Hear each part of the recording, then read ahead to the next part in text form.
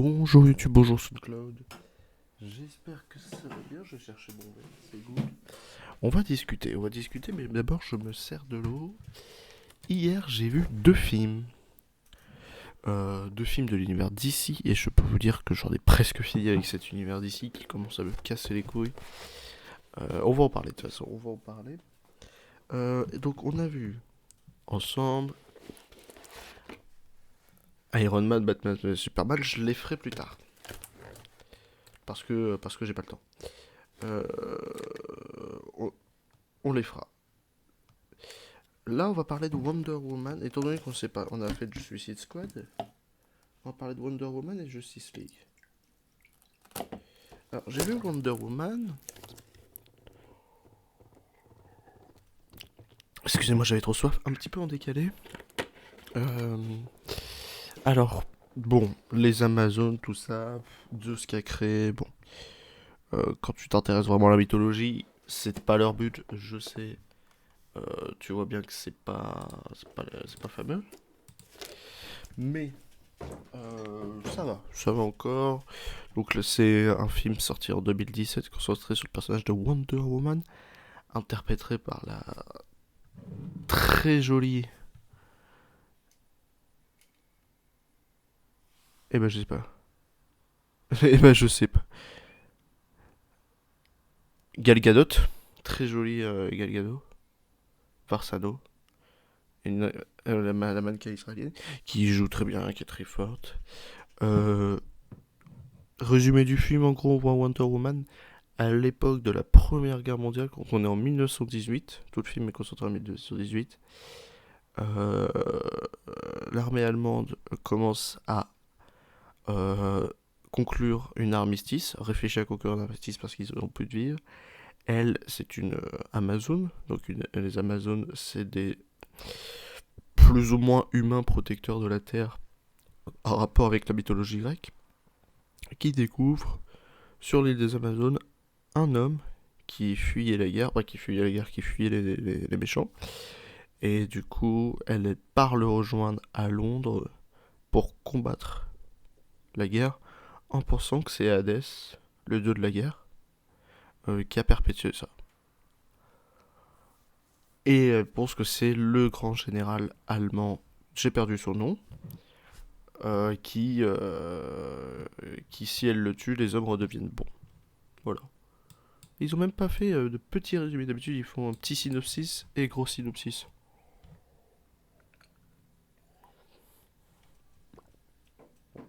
En tant qu'une guerrière amazone élevée dans une isolée civilisation humaine qui rencontre accidentellement un officier américain, nommé Steve Trevor, incarné par Phil Pine, duquel elle tombera amoureuse et qui l'amènera sur le front de l'Ouest lors de la Première Guerre mondiale pour affronter le dieu Arès, pas Hadès, pardon, excusez-moi. Arès et ainsi mettre un terme au conflit lors de son exploitation. Ouais, bon, bref. Ça a battu des records et c'est logique, il est bon. C'est un bon film, mais on va continuer. Donc elle fait ses petites aventures, elle va à Londres, et bah, à l'époque à Londres, t'es une femme, c'était pas bien vu. Donc elle apprend les coutumes locales, elle essaie de s'habiller comme eux. Elle va sur le front. Sur le front, elle a pas peur, elle attaque, elle y va. Grosse action. Au niveau des scènes d'action, on en reparlera, mais c'est génial. Lors de son premier week-end d'ouverture réalisé par une femme devenant ainsi. Mmh. Mmh. Après 4 semaines d'exploitation, le film récolte 356 millions de dollars. Il dépasse les résultats obtenus par Batman vs Superman en 12 semaines, Suicide Squad et Man of Steel en 14 semaines. Ouais, c'est un bon comics. Et du coup, fin du film, elle tue le général allemand, mais c'était pas lui Arès, c'était un dirigeant anglais qui était bâti à Londres et qui les aidait en plus. Et du coup, elle le tue sur une belle scène de combat où elle relève ses pouvoirs, comme quoi c'est elle, l'arme qui a été envoyée par Zeus pour tuer Arès. Et tout de suite, on rentre dans les points négatifs du film. Tout de suite, problème, le film est des clichés sur des clichés. Combien de films sont deux peuples qui se connaissent pas et qui sont le truc de voilà je fuis mon pays pour aller aider un autre peuple et je tombe amoureuse parce que je pense qu'elle est tombée amoureuse de Steve Trevor alors que mon peuple n'accepte pas les humains et je ne reviens pas et je pars à l'aventure. Il y a des petits clichés comme ça où la mort de la tante par exemple, j'ai pris une flèche dans le dos et il faut que tu très mal joué, on va pas vous mentir, très très mal joué. Il y a plein de points négatifs. Points négatifs aussi, des fois t'as l'impression que c'est un peu parodique. Par exemple, les alliés qu'elle a, le tireur d'élite, le chef, euh, je crois que c'est un Marocain, le Marocain avec eux, le marchand marocain là. Oh, c'est un marchand, c'est quoi? Non, c'est un acteur, l'acteur marocain et tout. Ça fait vachement cliché, genre le tireur d'élite, on dirait un personnage de dessin animé des fois quand il parle avec sa tête.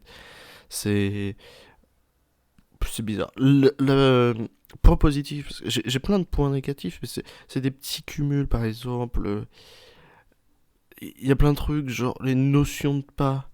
Des fois, au bout de 30 secondes, ils sont direct devant le général allemand. À un moment, elle part à l'autre bout. Au bout de 20 secondes, ils se retrouvent devant une base armée qui transporte des bombes. C'est quand même chelou, hein. On parle des fois de kilomètres et tout, de tranchées et tout. Je comprends qu'il y aille vite, mais c'est quand même vachement chelou. Après, il y a des explications et tout, ça va vite, c'est normal. Le point positif, les points positifs, je pense, j'en ai pas mal. La musique, la BO de Wonder Woman pendant ces scènes de combat, qu'est-ce qu'elle est géniale. J'ai même cru au début que c'était du Hans fucking Zimmer. Du Hans Zimmer. Ce n'est pas lui, je pourrais pas vous dire c'est qui, mais j'ai regardé que ça n'était pas Hans Zimmer. Euh, les scènes de combat, méga bien fait. Vraiment, tu vois vraiment quand il tape fort, quand il brise des côtes, tu le sens, tu le vois. Ce que je reprochais de ne pas assez faire sur le Batman de Ben Affleck, Batman de DC là, pas ceux de Christian Bale. Genre le Batman vs Superman, quand il sauve la mère, on en reparlera, on voit des bonnes scènes de combat. Et là, on les voit encore mieux, on voit qu'elle a un vrai pouvoir, qu'elle va vite, que c'est un humain performant, un peu comme les Superman mais qui volent, ou Aquaman mais qui nagent. C'est juste, ils ont des grosses capacités surhumaines. Elle tape, elle brise des murs. Sa capacité à esquiver les balles, je lui dis GG, mais quand même, faut y aller, hein. Elle a des protections sur les avant-bras et sur le torse pour protéger les balles, mais pas les flèches. Hein, ce que j'ai compris, la flèche, elle passait. Petite incohérence. Elle défend très bien et elle est très bien armée. La photo, dans la constitution de la photo, très classe. Je trouve que la photo où il y a tous ces alliés là dans le petit village belge, elle est pas mal faite. La reconstitution du village belge aussi, du village belge aussi, quand elle va prendre le fond des tranchées, qu'elle comprend pas comment ça se passe. Le fait qu'elle soit un peu perdue et tout, ça, on ressent vraiment ça. Il, ça en manque, hein, du style comment elle peut s'acclimater si vite, se poser autant de questions et des trucs comme ça.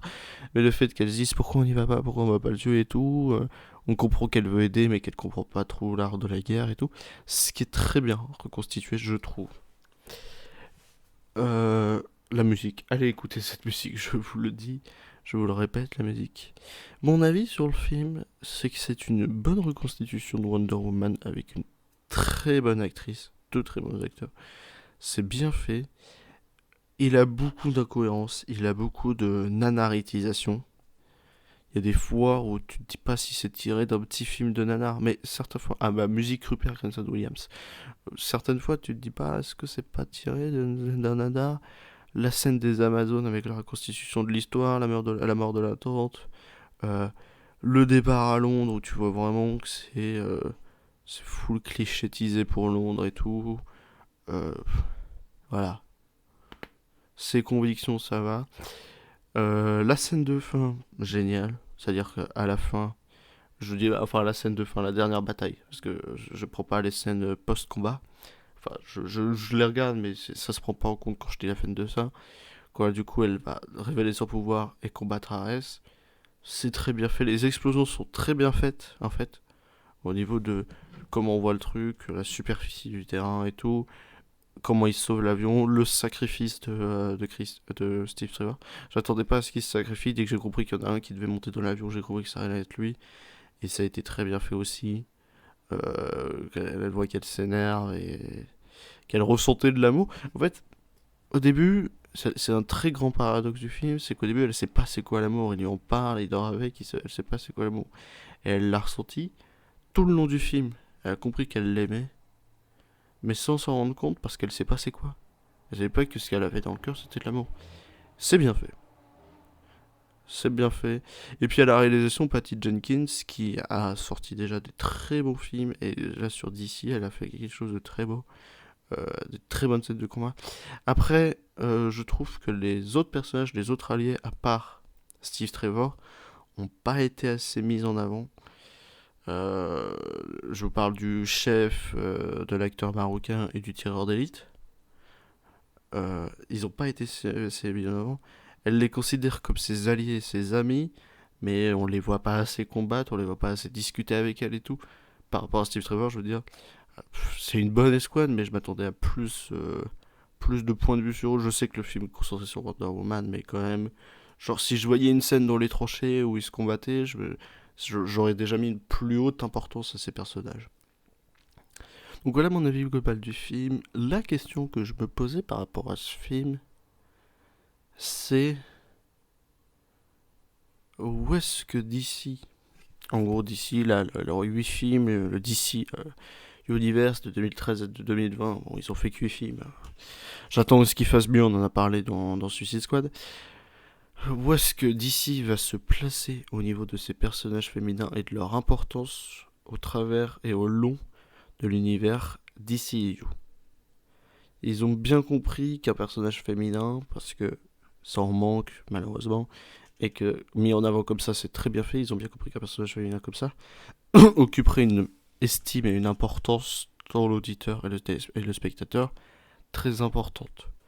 Comment ils veulent la faire? Est-ce qu'ils veulent que ce soit juste un personnage féminin? Ou est-ce qu'ils veulent la mettre en avant? Est-ce qu'ils veulent montrer qu'elle a conviction, un charisme et tout? L'actrice en elle-même, Gal Gadot, ils auraient pas pu prendre mieux. La VF, je la trouvais vachement bof. C'est-à-dire, je sais pas si vous avez vu vous avez écouté la VF. Elle a un accent, mais qui correspond pas à un accent israélien. Elle a un accent. Quand tu parles anglais dans un pays maghrébin. Ça, c'est cet accent. Voilà, c'est comme ça que je le ressens. Et elle aurait pu prendre. Bah, ils auraient pu prendre une vraie israélienne qui parle français. Je sais pas si c'est le cas. Mais ça aurait été beaucoup plus important et meilleur, je pense. En tout cas, c'est un bon film qui a une bonne franchise, qui a récolté, qui a bien brassé, je pense. Euh, Il y a des bonnes scènes de fin, on a compris qu'elle aidait, qu'elle était là, et qu'en fait elle expliquait. Le truc c'est qu'elle expliquait son récit à Batman par mail et qu'elle recherchait cette photo. Et la photo explique bien, et la photo, moi je l'aime bien. Donc voilà. Putain, ils ont vraiment. Ils ont prémis, je regarderai Wonder Woman 1984.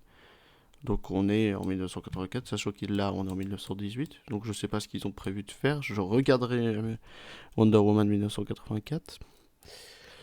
La question est un peu bof, mais j'ai pas réfléchi à une bonne question parce que Wonder Woman, c'est pas le meilleur des films d'ici, mais c'est pas le pire. Ouais, c'est genre, il est dans le top 10 des 8 films d'ici. Ah ouais, c'est un peu con. Il y a des bonnes interprétations et mon coup de cœur à moi, c'était la musique qui te donnait des prises de vue. Euh, des fois, t'as des vraies scènes, d'un point de vue un peu plus technique, des fois, t'as des vraies scènes caméra grue ou caméra rail où tu vois ça défile et tout. Et des fois, t'as des scènes méga archaïques où tu ressens les coups en caméra épaule ou fond de cam, parce qu'ils ont fait deux trois scènes en fond de cam où là, tu ressens l'énergie et tout. Et avec cette musique qui t'entraîne, mais elle est très très bien faite, la musique. C'est mon gros point de positif. Ma note, ça va être un classique. J'allais dire 15, ouais, 15 et demi, 15 et demi. Je peux pas le mettre plus haut parce que je vous ai dit, des fois ça fait très nanar, très bas, très gnangnan. Hein, c'est quand même Wonder Woman. c'est pas un film gnangnan de base, mais des fois il est beau visuellement, il a de l'importance. Ça manque de deux trois éléments qui j'espère vont être corrigés dans Wonder Woman 84. Je pense qu'ils vont être corrigés dans Wonder Woman 84 quand j'irai le voir. Je vous fais des gros bisous.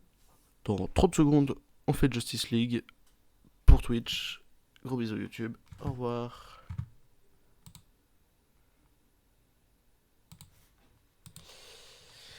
Bonjour YouTube. Eh ben, on est 30 secondes plus tard, pas du tout. On est un peu près environ.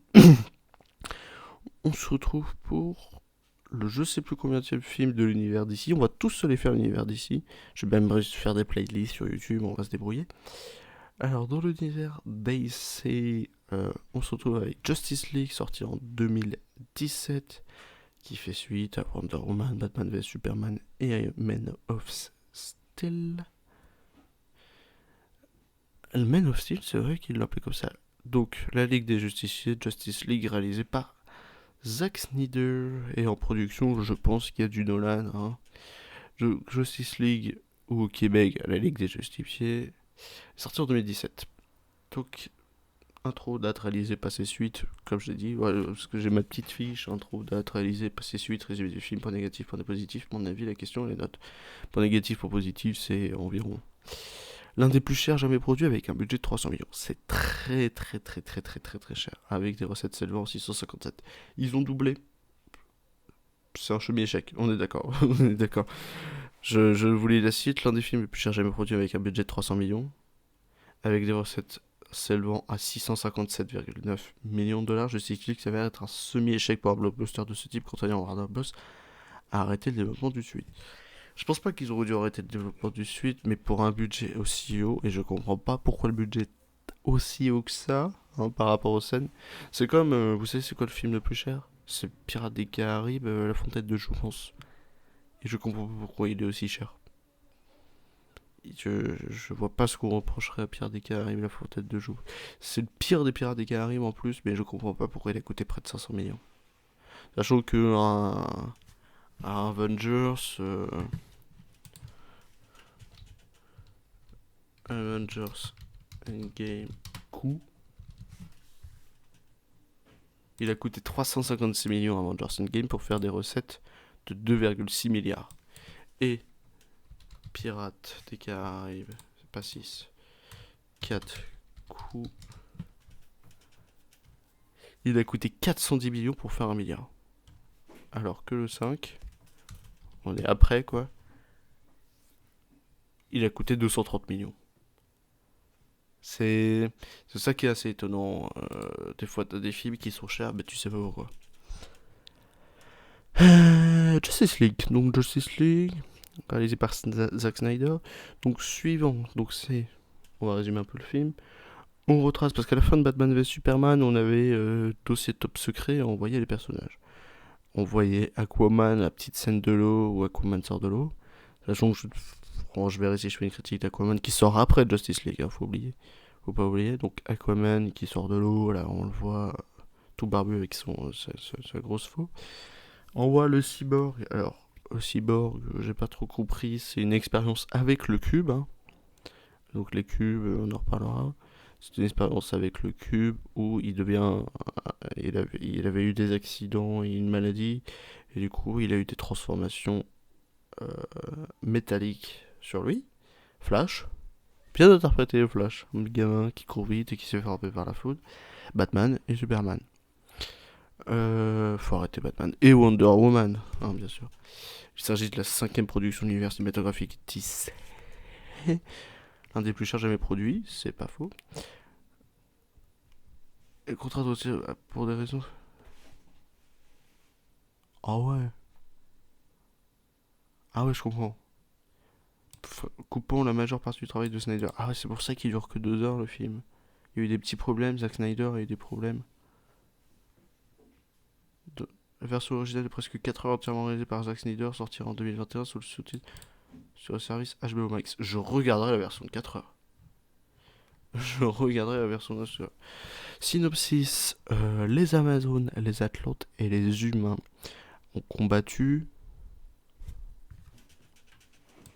le méchant du film, qui s'appelle, je vais pas y arriver, qui s'appelle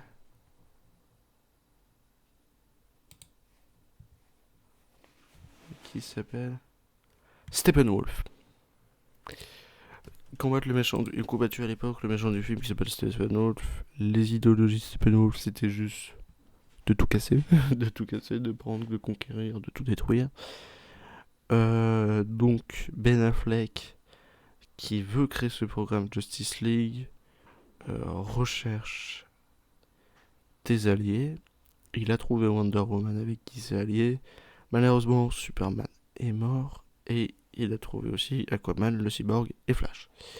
Il va aller partir à leur rencontre. Aquaman et Cyborg vont l'envoyer chier. Flash va le suivre. Donc Batman, Ben Affleck, Bruce Wayne va s'imposer comme sans vouloir, comme le dirigeant de cette team, de la Justice League. Leur objectif, c'est de réanimer Superman, parce que Superman peut aider, en fait. Superman va aider, il a de l'humanité, il est très combattant. Et à l'époque, il y a des milliers d'années, les Atlantes, on va garder une boîte. Si les trois boîtes sont réunies, ça peut détruire le monde. Les Atlantes avaient gardé une boîte, les Amazones avaient gardé une boîte, et les humains avaient enterré une boîte. La boîte des humains, elle a fait le cyborg et aller chez Lex Luthor Company. La boîte des Atlantes, elle a été réveillée et elle a été prise sur l'île des Atlantes. Et du coup, les Atlantes ont réveillé le feu de la guerre. Et celle d'Aquaman, celle des Atlantes, putain des Amazones, pardon. Celle des Amazones, je disais justement. Et celle des Atlantes a été prise aussi. Donc il avait les trois boîtes. Ils ont réanimé Superman. Donc ils ont tenté de réanimer Superman. Ça c'est plus ou moins bien placé en fait. Superman les a combattus parce qu'il avait perdu un peu de son humanité. Petit à petit, quand il a retrouvé sa copine et sa mère. Donc ça faisait 4 ans qu'il était enterré quand même. Et il l'a réanimé grâce à la boîte et au liquide du vaisseau. Et dès qu'ils l'ont retrouvé, donc c'était il n'y a pas si longtemps.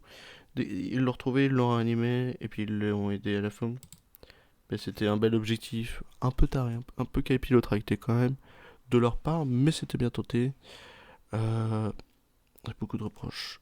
Ils vont combattre War Hunter, Steppenwolf. Ils vont combattre Steppenwolf. Ils vont y arriver. Ils vont sauver la petite ville de Russie. Et tout est bien qui finit bien. Sans aucun mal. Beaucoup de reproches à faire à ce film. On va commencer par les points positifs, je vous ai dit. Point positif, beau. Beau. C'est la première fois que je vois un Flash aussi bien représenté. Un Flash qui court vite fait des éclairs. Ça, je pense qu'il y a certaines séries et certains films qui avaient oublié. Il y a de l'humour, c'est bien fait. Euh, ils se combattent bien. Ils essaient de bien combattre. Ils essaient de bien faire les choses. La grosse bataille finale, méga bien faite, avec plein de bonnes idées. Mais beaucoup de mauvaises, on va en parler. J'ai pas beaucoup de points positifs. J'ai vraiment pas beaucoup de points positifs. Visuellement, en termes de couleurs, par exemple, je pense au côté méchant, au côté de Steppenwolf, là, quand il y a les plantes et tout. C'est bien fait. Quand on suit la petite famille russe, par exemple, là, qui se cache, ou la petite gamine sur l'anti-moustique qui fuit et tout, c'est méga bien fait. Quand c'est une sorte de moustique aussi, c'est rigolo. L'humour d'Aquaman, si vous avez vu Aquaman, c'est un peu dans son style, donc c'est rigolo aussi. Ah, j'ai mal au cou. Point négatif. Point négatif. Batman. Point négatif. Batman. Je, pourquoi pourquoi le Batman de ce film, pourquoi il combat, je crois que Zack Snyder et l'autre là ils aiment pas Batman. Ils l'aiment pas. C'est méga chiant. Non mais c'est horrible. Le fait que utiliser cette technologie, il combat pas assez. C'est celui qui prend le plus de coups et qui est le plus jugé. Il est vraiment vu comme le nul de la bande Batman. C'est pas un super humain. Mais je suis le plus grand fan du monde de Batman, je pense. Laissez-le. Il combat bien, il inspire la peur et tout le blabla. Laissez-le. Non mais c'est horrible. Tu vois tous les autres combattre, aller méga vite, tirer méga fort. Juste Batman, il a sa Batmobile et son araignée, enfin son truc qui grimpe au mur là, et puis c'est bon. C'est un peu relou quand même, et il sait se battre, il sait combattre et tout. Il a pas besoin d'une arme alien ou des trucs comme ça. Ils l'ont très mal représenté, Batman. J'ai bien voulu... Ils l'ont bien représenté en mode, oui, c'est le chef de l'équipe, ça l'a toujours été. C'est celui qui a le moins d'humanité, mais c'est celui qui a le plus de réflexion. Et grâce à cette technologie, il réfléchit encore mieux pour réussir enfin, il se sent encore mieux pour réussir à le retransmettre en mode oui, j'ai recrute, oui, je suis pas con, oui, je vais là, je sais à qui parler et tout. Mais sinon, c'est pareil, il est pas nul, hein, il sait se battre, Batman. Et on le voit pas assez combattre en fait. Et les peu de fois il combat, c'est en utilisant la technologie ou en disant aux autres de qu'est-ce qu'il doit faire. Donc c'est un petit peu le reproche que je faisais. Et c'est le plus gros reproche parce que je suis qu'on dirait fan de Batman et c'est pour ça que je reproche ça. Après, je vais pas le reprocher tout le temps. Hop. Je prépare ce que je dois regarder. Après,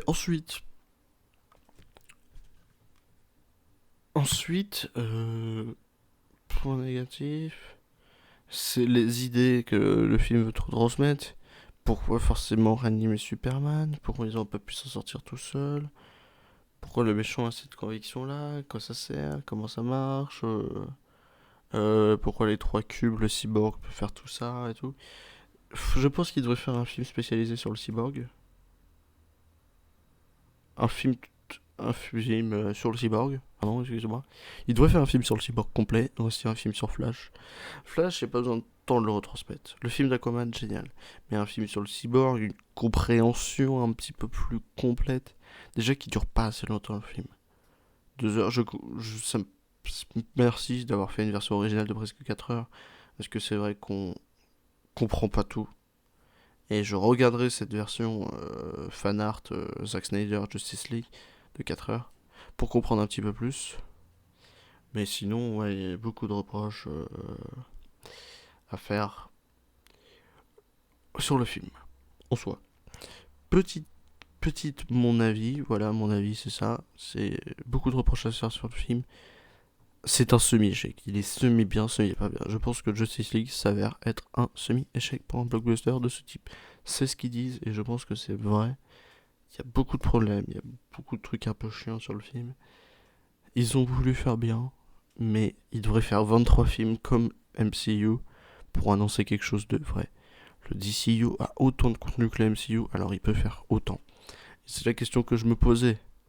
Quand est-ce qu'on voit un vrai film Batman solo, hein, et pas celui avec Pattinson, hein, qui je pense que je vais cracher dessus toute ma vie en étant fan de Batman.